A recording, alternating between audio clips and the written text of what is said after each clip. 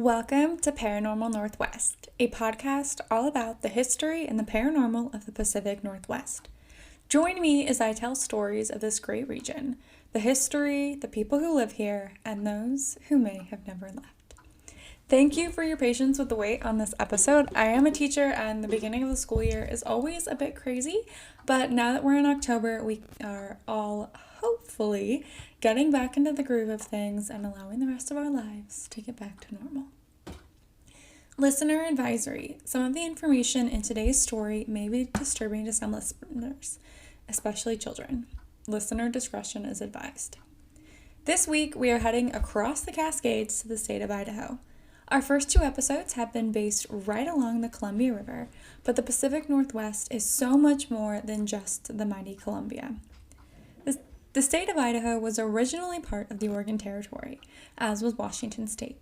Once the Oregon Territory was divided into two territories, what is now Idaho was part of the Washington Territory, before eventually becoming its own state. Today we are visiting Pocatello High School in Pocatello, Idaho.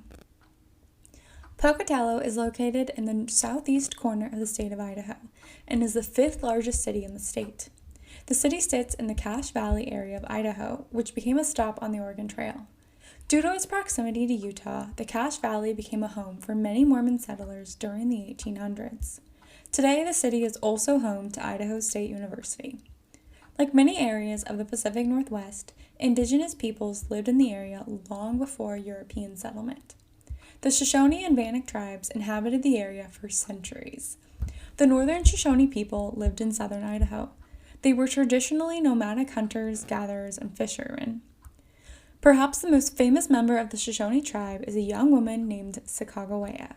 Yes, that Sacagawea. And that is how you say her name. It is not Sacagawea, it is Sacagawea. Without her help, the Lewis and Clark journey most likely would have failed. After the Lewis and Clark expedition in the early 1800s, many white settlers began moving to the area. Also in the area was the Bannock tribe. The Bannock tribe was an offshoot of the Northern Paiute tribe, who had acquired horses in the 1700s. The ability to use horses allowed this group to move out of the Great Plains into southern Idaho and northeastern Oregon. The Bannock were also nomadic hunters, gatherers, and fishermen. Like with many nomadic peoples, the Bannock tribe had traditional paths and locations they would travel depending on the seasons. Through these travels, the Bannock and Shoshone people interacted, with the Bannock people often traveling on or through Shoshone lands and territories. These two groups lived harmoniously for years, with both groups hunting buffalo. They also had a common enemy in the Blackfoot tribe to the east, and would often intermarry between their two tribes to strengthen alliances. As white settlers began to move into the Cache Valley, the Shoshone and Bannock peoples were friendly to the settlers, but as the game supply began to dwindle, the livelihoods of the native groups became threatened. Beginning in the 1850s, conflict between white settlers and the native people erupted. On August 20th, 1854, a wagon train was attacked by Shoshone and Snake people. A member of the native group attempted to take one of the wagon train's horses, causing them to be shot. This led to the natives massacring all but 2 children from the wagon train. This incident is known today as the Ward Massacre. Chief Pocatello. This attack and more were led by the Shoshone leader, Chief Pocatello. Chief Pocatello was born in 1815. By the time of white settlement in the 1850s, he was the leader of a so-called outlaw band of natives. This band of outlaws, as they were seen by the white settlers, were mostly fighting to protect their ancestral homes. The white settlers had begun to close off the open lands, turning them into farmlands. They were depleting the natural game that the native people had relied on for generations. To Chief Pocatello and his people, they were not outlaws. They were simply protecting what had always been theirs. They were also literally starving to death. These people were in desperate survival mode, and they were simply seen as outlaws. By the 1860s, the climate between the white settlers and the native people had come to a boiling point. Skirmishes were erupting across the area, with both sides being instigators as well as victims. Between 1859 and January of 1863, the Cache Valley was a hotbed for conflict between the white, mostly Mormon settlers and the Shoshone people. In the summer of 1859, a group of travelers from Michigan was attacked, presumably by the Shoshone. At least 5 members of the 19-person group were killed, including a 5-year-old girl, and this is the listener discretion part. The 5-year-old girl had her ears cut off, her eyes gouged out, and her legs cut off at the knees. There is also evidence that she was made to walk on her leg stumps before she died. In September of 1860, another group traveling on the Oregon Trail was attacked by what is presumed to have been a joint Bannock and Shoshone group. Members of this group were mutilated and killed.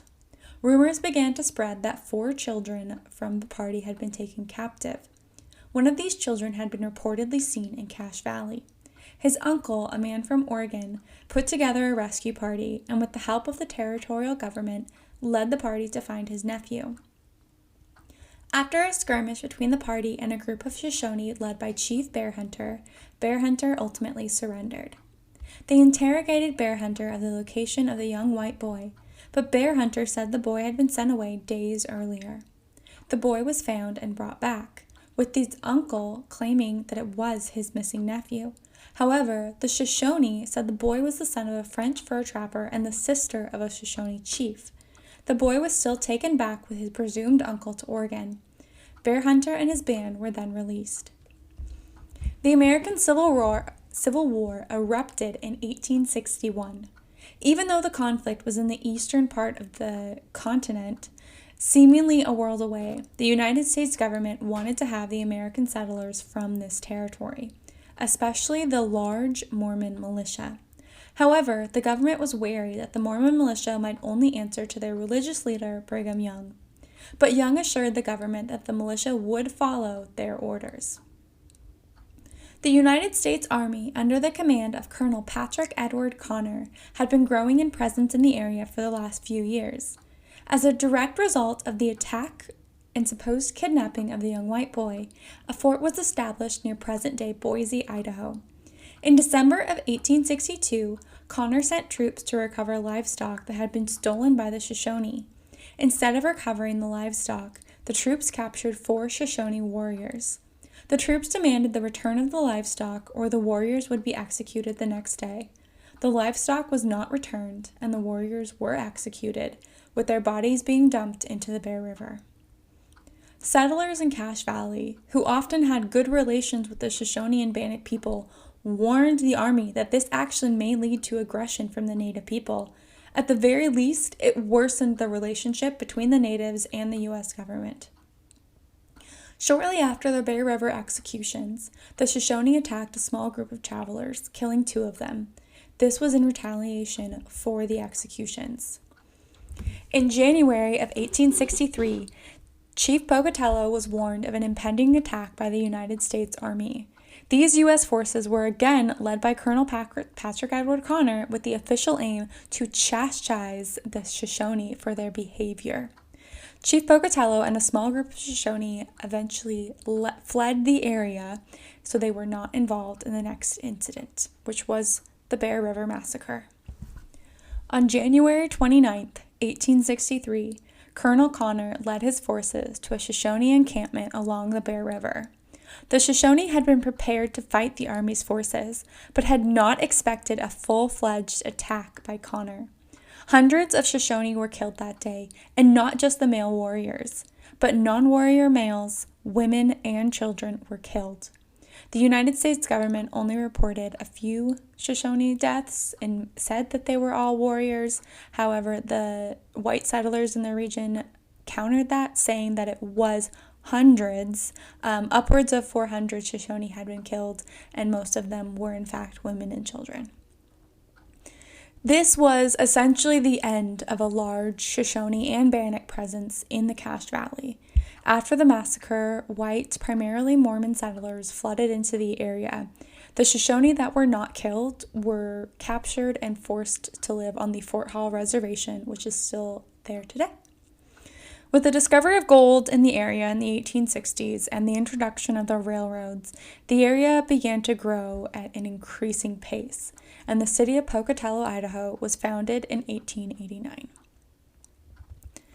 At the turn of the 20th century, Pocatello was a growing, bustling city. Sitting at the junction of the Montana and Idaho divisions of the Oregon Short Rail Line, the traffic and business brought by the railroad built the city rapidly in a very short time frame.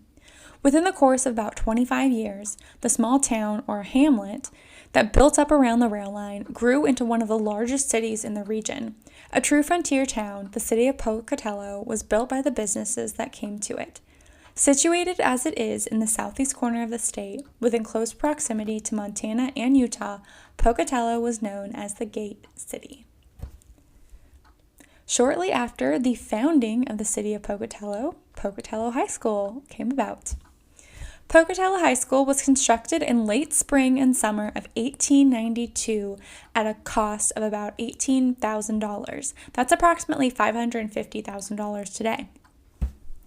At its opening, the school consisted of 8 rooms and was only known as the school.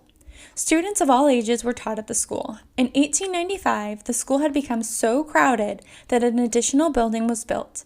The school then became known as Westside School. Pocatello High School was the most impressive building in the area during the early 1900s, and on many occasions, the school served as a town square where concerts and athletic contests were held. 2 presidents of the United States spoke on the grounds of Pocatello High School, President Theodore Roosevelt in 1902 and William Howard Taft in 1908. John F. Kennedy would also visit the school in 1962 and speak during a campaign trip. On December 14, 1914, while the students were eating lunch, a spark from the furnace ignited the building. Luckily, no one was harmed, but the building was mostly destroyed. After the fire, the school was rebuilt on the same location between 1914 and 1917. The new building had nearly the exact same footprint, but with minor changes. During this period, students were taught in local churches. Even after the remodel, Pocatello was growing so quickly that the new building was already too small for the students it served, so portable classrooms were used as early as 1917. As a teacher myself, who happens to teach in a portable, I can certainly empathize with this, especially in the cold Idaho winters. I'm also very curious as to what the inside of those portable classrooms looked like over 100 years ago. I unfortunately wasn't able to find any pictures. It took over 20 years for bonds and levies to be passed to allow for the expansion of the building. But in 1939, the school was remodeled and additions were added. Both the rebuilt building in 1914 and the additions in 1939 were designed by architect Frank A. Paradise Jr. The building is a massive, imposing structure designed in a Gothic style. Images of shields were placed in the gym as a representation for valor. There are also symbols of fruit to represent knowledge and flowers to represent wisdom. The building experienced additional remodeling in the 1960s, 1990s, and the early 2000s, although none of those remodels were nearly to the extent of the 1939 remodel. Now, finally, onto the paranormal. Since the 1950s, there have been sightings and reports of paranormal activity on the property. Urban legends have been proven fake, but rumors among students hearing voices and feeling hugged remained under speculation for years. In the late 1940s or early 1950s, supposedly 2 female students at the school entered into a suicide pact. However, one of the girls changed her mind and decided not to go through with it. The other, however, did and was supposedly found dead in the school. She is rumored to have hung herself from her locker. Students also reported that books would fly out of that same locker on their own, or the entire locker would rattle violently. These reports occurred so often that the school removed the locker and replaced it with a new one. However, even since then, there have still been reports of the smell of her lilac perfume. When alone in the school after hours, faculty have even reported seeing the apparition of the girl herself. Phantom piano playing can also be heard in the auditorium. Students have also heard voices in the changing rooms of the theater and have not wanted to be there alone. Over the years, there have also been reports of the apparition of a young boy peering out of windows, around corners, and wandering the halls. The apparition is supposedly the spirit of a young boy who drowned in the school's swimming pool. There is not currently a pool at the school. There are also some versions of this story that say it is a woman, but most of the stories I saw actually said it was a young boy. Years ago, schools often would use real skeletons in science classes. That image of a skeleton hanging in a corner of the room seems to be synonymous with high school science classes, and Pocatello High School was no different, using a real human skeleton. But times changed, and the real skeleton was replaced with a plastic one. Reports of the bones of the original skeleton going missing, misplaced, or even found throughout the school have been common occurrences over the years. In the towering, impressive library of the school, there have been reports of the chandelier swinging on its own, and even the apparition of a woman has been seen in the library. Supposedly, this is the apparition of one of the former librarians who, after a doomed love affair, hung herself from the chandelier. Lights have also been known to flicker throughout the building. And the building alarm will seemingly go off at all hours for no reason. All of these were simply rumors and supposed sightings until the age of modern technology and video recordings. In late 2014, a video was released that supposedly showed a ghost caught on the school's security camera. The video shows a hallway of the school in what appears to be the middle of the night. A closed bathroom doorway is on the screen with lockers on either side of the empty hallway. As you watch the video, there appears to be a cloudy figure moving in and out of the bathroom. This video caused international attention to be brought to the supposed haunted high school. Various news outlets and paranormal investigators went to the school, talked to the faculty and students about the haunted history of the building. One of these investigations is actually what brought Pocatello High School to my attention. I had always been aware of the city of Pocatello, as I do have family who live there, but I had never heard of the haunted high school. In 2019, Ghost Hunters investigated the show for the first episode of the 13th season. Or if you look it up, it's the first episode of the rebooted season, so it might even say episode 1.1. Either way, it's Ghost Hunters. If you couldn't already tell, I am a huge fan of the paranormal, and I've always been fascinated with paranormal investigations. A few months ago, before I even thought of starting a podcast, I had watched this episode. It's available on YouTube if you would like to watch. Ghost Hunters is one of my favorite investigative shows because they dive into the history of the locations as well as try to explain what is happening and maybe why it's happening, even if it's not paranormal. The team did an amazing job at Pocatello High School, and for the rest of this episode, I'm actually going to do a recap of their investigation because I think that they did an amazing job, and I think it sheds a lot of light on what is happening and has happened at Pocatello High School. So when Ghost Hunters enrolled at Pocatello High School, they started by going over some of the initial claims of things that had started at the high school. The first, of course, being that ghost or apparition that was caught on camera. They reviewed the video with the help of the principal and kind of went over it a little bit. They were also told of the story of a woman that has been seen in the balcony of the auditorium. And this is actually the only place that I saw this story. In none of my own research had I come across this story. Janitors have apparently seen this woman multiple times, and they often think she's a student, but when they tell her to leave, she simply vanishes. 2 young boys were playing basketball in the main gym, which is also known as the pit, while their mother was working in her classroom one weekend. When she went back into the gym to get them, her sons were sitting in the corner of the gym scared. They told her someone had yelled at them to stop playing so loudly. A group of students were also interviewed in the episode of Ghost Hunters, and they sat in they said that one of the gyms is haunted by the spirit of a woman who drowned in the pool that used to be there. And this is actually a different gym than the pit because it's a big school, so there's multiple gyms. In the library, there is a beautiful domed stained glass ceiling. It is gorgeous. I would encourage you to look up pictures. It's beautiful. I'll try to post a picture of it on Instagram. The principal also tells the investigator while they're standing in the library that the library is supposedly haunted by the spirit of a previous librarian who hung herself from the chandelier that is hanging in the stained glass dome.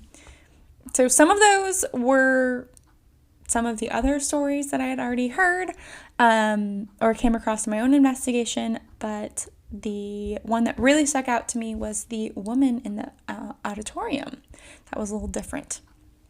So if you are not familiar with ghost hunters, oftentimes they will break up their investigation, at least in the new iteration of the show, into 2 nights. So they do one investigation, they have a night 1, then they sometimes do stuff in between, and then they do a night 2, and then they review their information. So I'm going to go over night 1 to start with. So the first thing that the team tackles or tries to figure out was that video.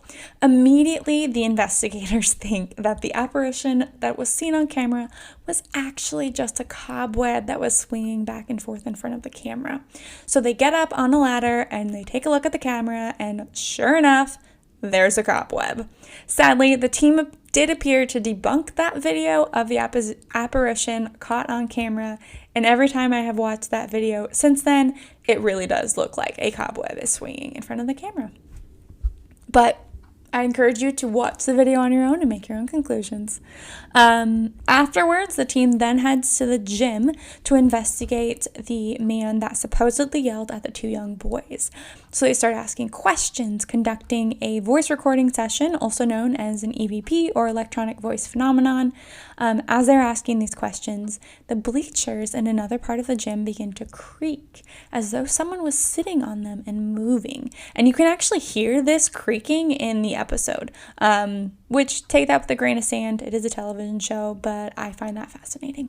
They walked over to where they heard these noises to investigate, and they know that the air on that side of the gym is much colder than it was on the other side of the gym that they were standing when they heard the noises.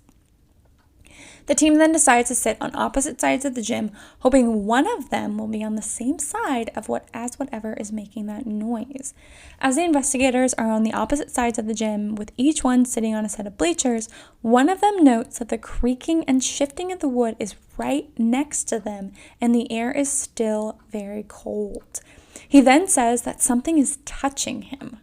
He says his vision is blurry and something is touching his head, but he says he isn't getting a bad feeling at all. It was almost as though something or someone was hugging his head or even kind of holding his face.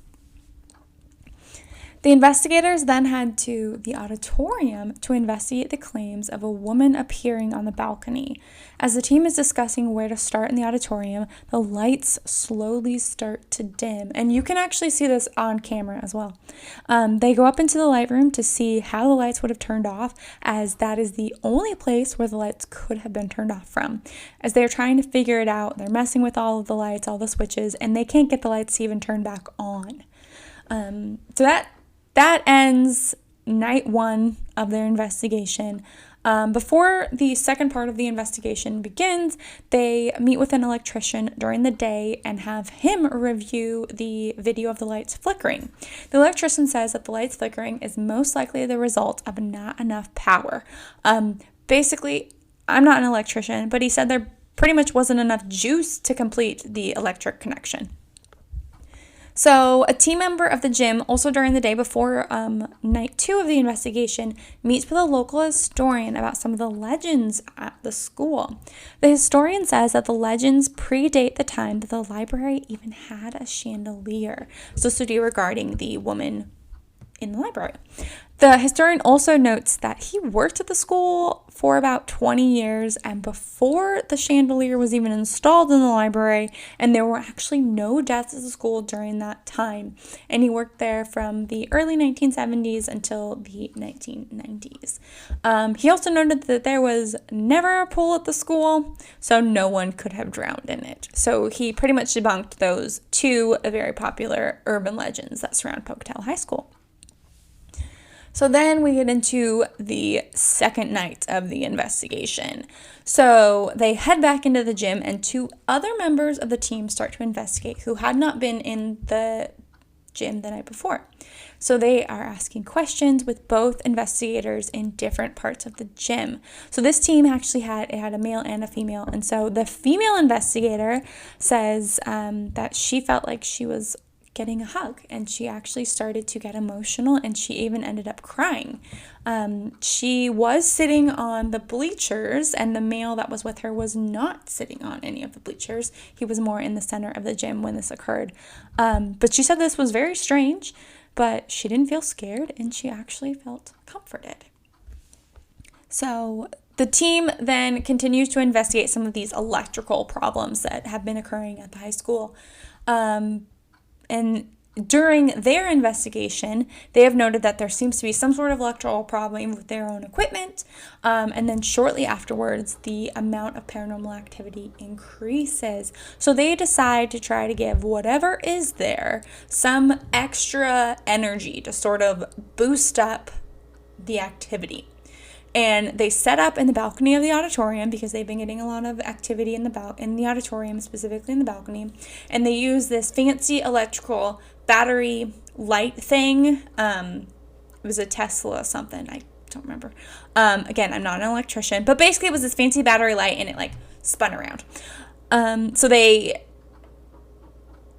used it to start to give something juice. They're like, okay, you can drain the battery, drain this thing. And this thing is still spinning, and the light's still going. And then they start to hear noises in the auditorium. It almost sounds like someone's clearing their throat, or maybe doing some vocal warm-ups like a singer or an actor might do before a performance. So they investigate the noise, and their light spinny thing is still on. So they're like, well, I don't know where it would have come from this. But then they realize that their audio recorder is off. It's not drained, so they're able to turn it back on, and the battery level has gone down a bit, but it's not completely drained. So they're like, that is strange. But it seems to them that whatever made those vocalizations took energy from the audio recorder's battery instead of the light battery spinny thing that they were trying to have it take energy from. So then they get everything restarted, and then their flashlights turn off, which may not seem like a big deal. And if you've seen lots of paranormal investigation shows, a lot of times they use flashlights to help communicate, but there is a specific way they do that, and it actually has to do with breaking the connection between like the little springs in the flashlight and the battery itself, so there's no way you can make that connection, and then having something kind of push it, i.e. something paranormal, pushing them simply together, and it will turn the light on. It was not like that. The battery, the flashlight just completely turned off. So then they start asking questions, and they ask whatever is there to give back the energy from the flashlight that they took, and to let them know that they're there. And you can see it on video. The flashlight turns back on. Which again, you may think, yes, it's a television show. I still found it fascinating. So they then review the evidence. They reviewed the evidence, and they share it with the school principal. They did actually capture multiple voice recording that were not team members. Nothing super crazy or shocking. Nothing saying like, get out or anything like that. But definitely voices that they did not hear while they were actually there. So the Ghost Hunters team concludes their investigation by saying that there is indeed some paranormal activity at this school, but that they don't think that it's dangerous at all. And that's just kind of how the episode ends. So overall, the history and the beauty of Pocatello High School is an integral part of Idaho history and also Pacific Northwest history.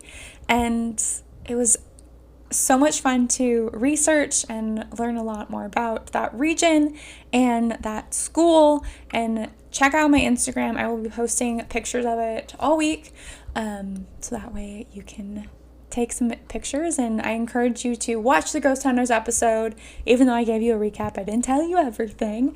And in the Ghost Hunters episode, you do also see that video that went viral, but you can also look up the video on your own if you would like. Thank you so much for listening. Please, please, please let me know how you like this episode.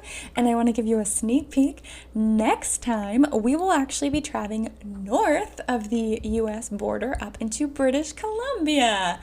Because if you remember from the Fort Vancouver episode, British Columbia is part of the Pacific Northwest, and there's a lot of paranormal stuff going on up there too.